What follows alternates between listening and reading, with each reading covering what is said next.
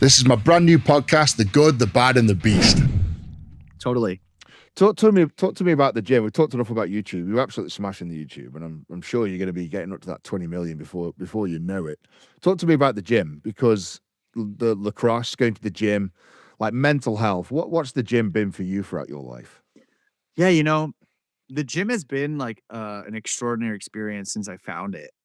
I found it when I was like 14 going into 15, and I remember my coach told me in lacrosse, like you're too skinny. Not, he didn't say skinny, but he's like you're getting thrown around a lot, and you need to be stronger out there if you want to compete.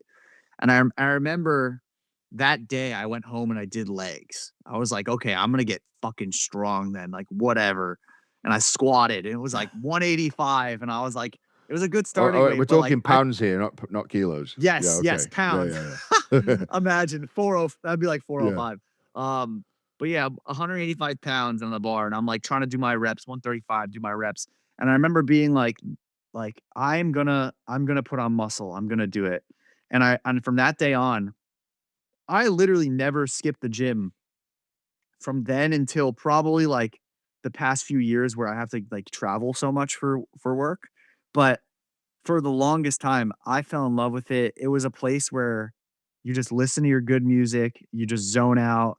You can kind of just like be in a meditative state and push yourself and get better. Mm. I fell in like I was obsessed with lifting for the first like 4 years. I still love it, but like that obsession where I'm in class thinking about lifting. Like I'm like, "Oh, I'm hitting back later. I'm gonna do this." Like I can't wait. I hope I can hit 80 pounds on this today. Like that would be a new Yeah. PR. And really trying to just, I loved the culture. I watched Christian Guzman growing up, and I'd watch him do fitness content, and I fell in love with it. And it really did help like my mental health, especially when I went to Lehigh, that first lacrosse school, the one I had a scholarship, the big scholarship to.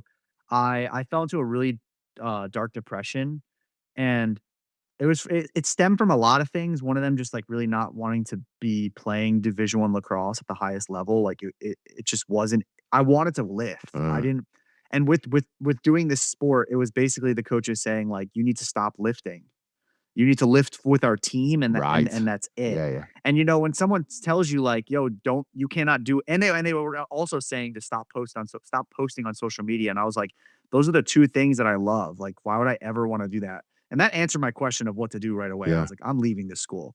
And but so it was a very dark time, and the only time I felt okay was I would go to the gym at like 10 o'clock at night, because it was like I had all day practice, school, cardio with the team, all that stuff.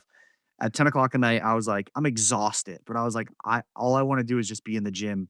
I'd go, I'd take my pre-workout at 10 o'clock at night that I probably should not have been taking.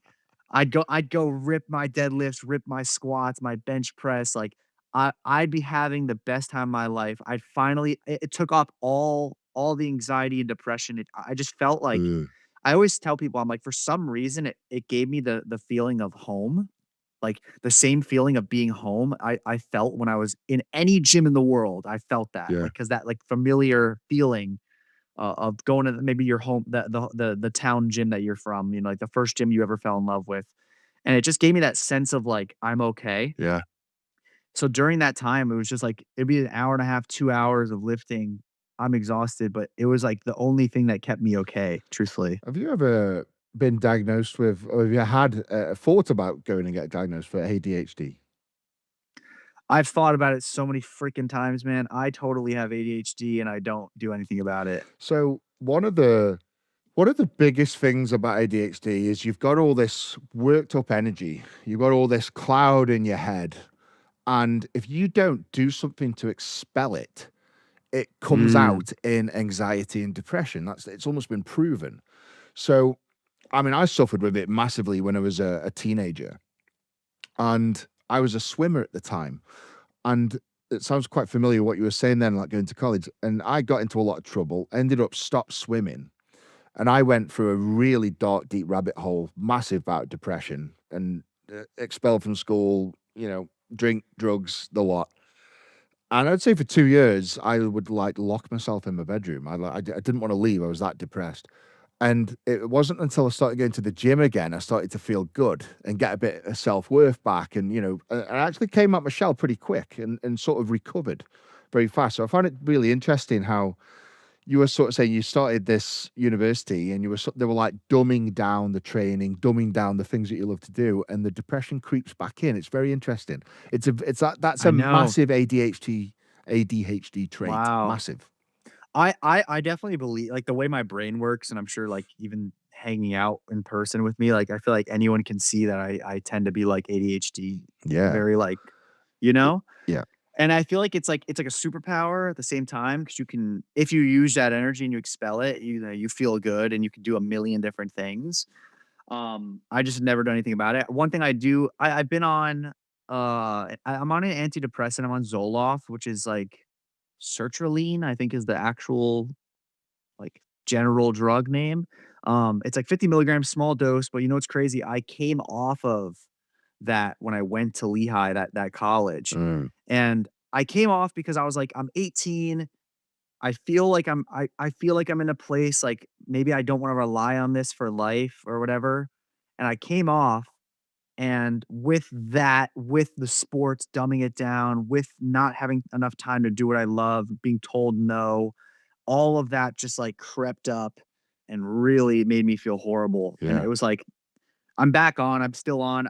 I maybe I'll come off one day, but I feel like it really has. I'm not on a strong dose, so it's not like it just makes me feel some type of way. Like, I think it's like, I think all it does at this point is maybe slows down a little bit of my, like, former OCD kind of feelings. Yes. And I think that has helped me. But other than that, that's the only thing that I've kind of been diagnosed with, because I was diagnosed with general anxiety disorder, which I feel like anybody can get that diagnosed, like, very few people actually don't have anxiety, Yeah. and that's just like crazy if you don't. But Yeah. yeah. But if you don't treat those anxiety issues, that's when they stem to the depression. Because it's always the same. You're having this anxiety attacks. Like, why am I having this anxiety attack? What's happening to me? And then before you know it, it's like, oh, I'm dying. I've got a brain aneurysm. I've got this. I've got that. Those anxieties really do amplify very, very quickly. So it's important to burn them in the bud. And those tablets you talk about, I mean, most likely it's probably just a placebo. And the fact you're taking a small dose is like, it's just sort of, all right, I'm taking it. And it's Yeah. more, honestly, I do stuff like that. I'll take small doses of stuff, just be like, right, took that. So I'm not going to get anxiety. I'm not going to do this. And it does, those little placebo things definitely helps. A small dose of stuff is harmless, as you say, Mhm. more placebo. So it sounds Totally. like the gym was good for you and still is. Yeah. Yeah, still is. It's definitely like, it's definitely developed and been, it's different over the years, like, it's not the exact same as it used to be, where it's my only escape, because I feel like I have my wife now, Mm, I have my home. I built my life to not need the gym to be my savior, yeah. So I'm like, I'm super grateful for all that. But there are days where, I'm feeling off, I'm feeling funky. I go get a lift in, and I'm like, damn, I wish I did this earlier in the day. Thank you for listening. Thank you for watching. And we'll see you next time. Big love the beast. Take care.